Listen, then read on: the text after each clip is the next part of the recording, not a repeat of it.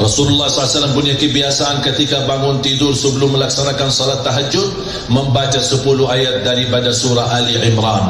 Inna fi khalqis samawati wal ardi wa ikhtilafil laili wan nahari la ayatin li ulil albab alladhina yadhkuruna Allaha qiyaman wa qu'udan wa ala junubihim wa yatafakkaruna fi khalqis samawati wal ardi rabbana ma khalaqta hadha batilan subhanaka فقنا عذاب النار ربنا إنك من تدخل النار فقد أخزيته وما للظالمين من أنصار ربنا إننا سمعنا مناديا ينادي للإيمان أن آمنوا بربكم فآمنا ربنا فاغفر لنا ذنوبنا وكفر عنا سيئاتنا وتوفنا مع الأبرار ربنا وآتنا ما وعدتنا على رسلك ولا تخزنا يوم القيامة إنك لا تخلف الميعاد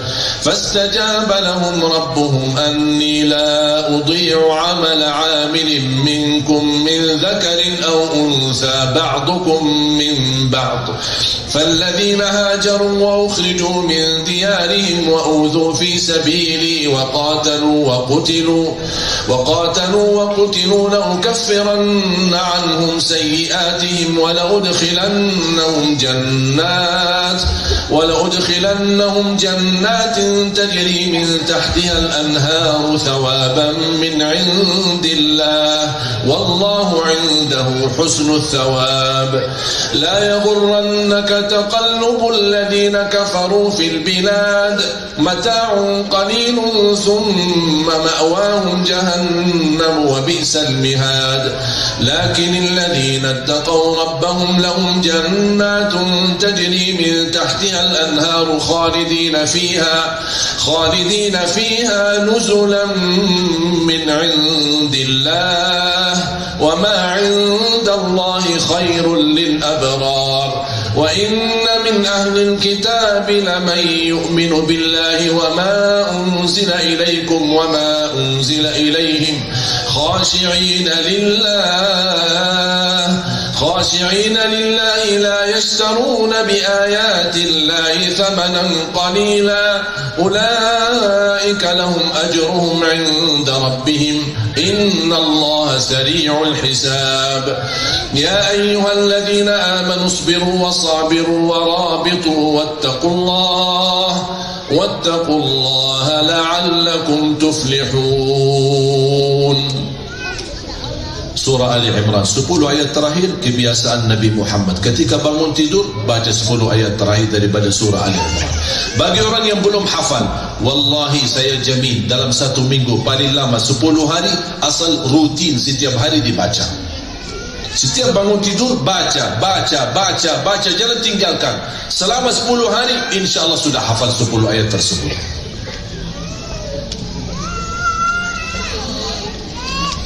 Ketika Rasulullah SAW mau tidur baca surah As-Sajdah dan surat Tabarak Al-Mulk.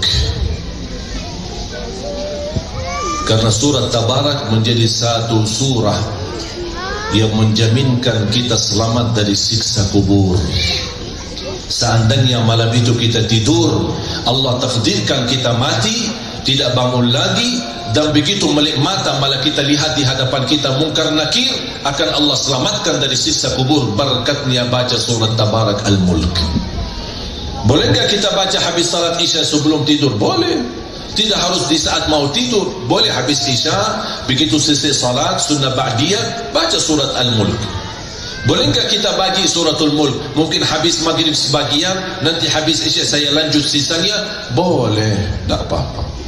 Bagi orang yang lancar baca suratul Mulk 4 minit selesai.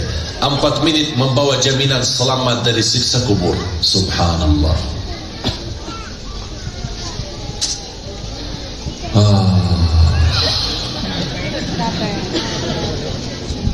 Mohon maaf Bapak Ibu, banyak kesempatan buat kita tapi sayang sekali sia-sia. Banyak kesempatan. Amalan wallahi mudah, tidak ada yang sulit dalam agama. Tidak ada yang kesusahan dalam agama kita. Tapi yang susah bukan agama, tapi diri kita yang belum bisa istiqomah. Inna Allah la yughayyiru ma biqaumin hatta yughayyiru ma bi anfusihim. Allah tidak akan merubah nasib kita kalau kita belum mau merubah diri sendiri. Kalau kita komitmen merubah, tunjukkan kepada Allah yang luar biasa, Allah akan berikan balasan yang luar biasa. Kalau anda bersama Allah biasa-biasa, akan menjadi balasan Allah juga yang biasa-biasa. Tinggal kita milih. Jangan minta sesuatu yang dahsyat. Ya Allah, tunjukkan kepada aku kun fayakun, sedangkan kita belum bersedia untuk menunjukkan kepada Allah yang terbaik. Kalau kita ingin menunjukkan, kita ingin Allah menunjukkan kepada kita yang dahsyat, pertolongan yang dahsyat, jalan keluar yang dahsyat, terangkat musibah dengan cara yang dahsyat, tunjukkanlah kepada Allah ibadah yang dahsyat. Akan Allah tunjukkan kehebatannya dan kekuatannya, dan kun fayakun bagaimana bisa terjadi.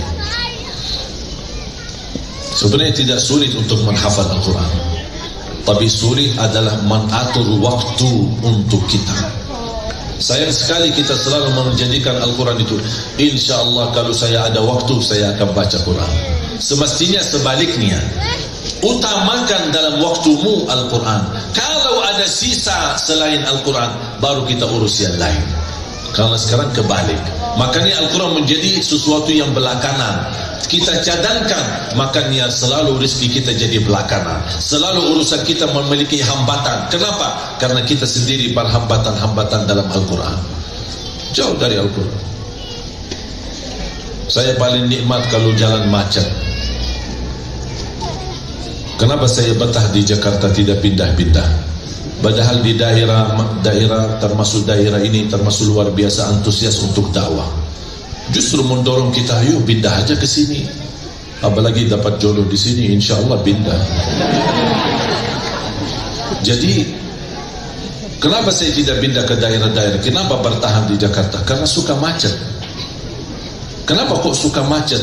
Karena berkesempatan. Karena saya sibuk dakwah dari subuh sampai malam, tidak berkesempatan baca Quran selain di dalam perjalanan. Sampai malam hari pulang ke rumah sudah capek tidur. Kapan saya bisa murajaah? Kapan saya bisa baca Al-Quran di dalam perjalanan? Makanya saya suka macet.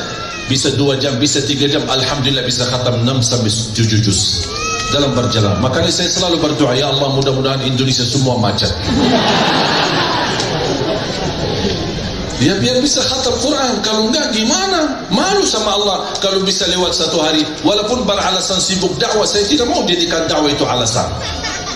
Khalid ibn Walid, Panglima Khalid ibn, pimpinan perang di zaman Rasulullah SAW.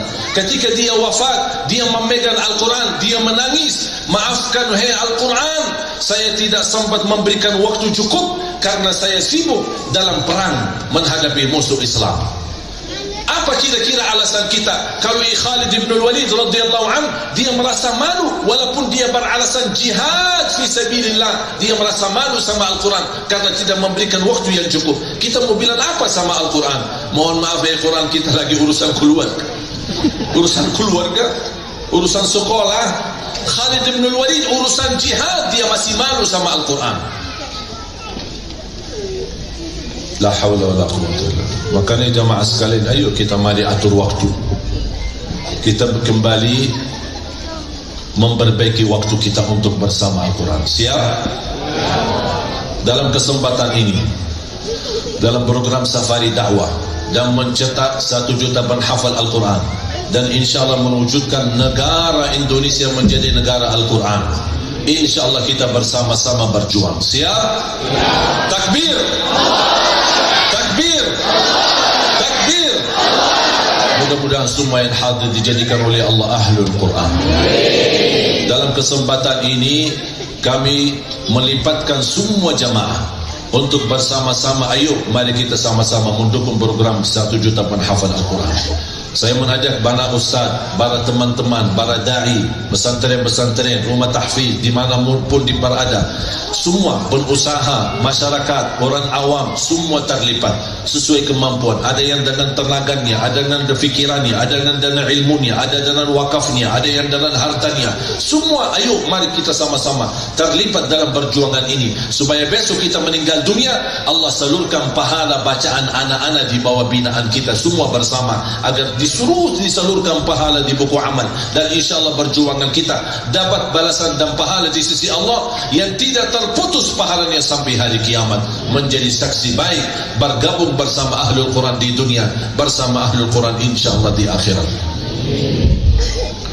Dalam kesempatan ini alhamdulillah kami membawakan sesuatu kenang-kenangan untuk jamaah, menjadi hadiah. Kita wakafkan buku, wakafkan karpet sajadah Masjidul Haram.